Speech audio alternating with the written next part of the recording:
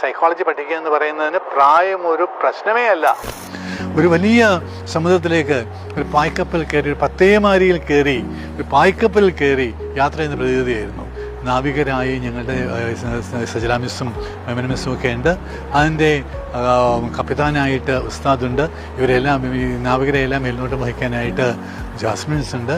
ഇങ്ങനെ ഇത് വലിയ കാറ്റിലും കോളിലും പെടുമ്പോൾ എങ്ങനെ വേണം എന്ന് നമ്മൾ അത്ഭുത ശ്രദ്ധ നിൽക്കുമ്പോൾ, പലപ്പോഴും പകച്ചു നിന്ന് പോകുമ്പോൾ അത് വളരെ വിദഗ്ധമായി ഈ പായകളുടെ ഡയറക്ഷൻ തിരിക്കുകയും ഈ കപ്പലിനെ തന്നെ പത്തേമാരിയെ തന്നെ ഈ പായ്ക്കപ്പലിനെ തന്നെ പ്രത്യേക ഡയറക്ഷനിലേക്ക് കൊണ്ടുപോയിട്ട് തീരത്തെത്തിക്കുകയൊക്കെ ചെയ്യുന്നത് വലിയ അനുഭവമായിരുന്നു.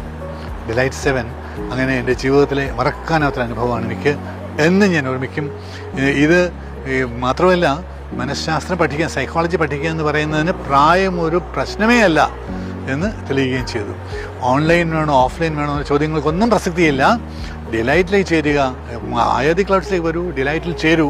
ഏത് ബാച്ചായാലും ശരി, ഓൺലൈനായാലും ഓഫ്ലൈനായാലും ഒക്കെ ഇഷ്ടം പോലെ ക്ലാസ്സുകൾ ലഭിക്കുന്നു.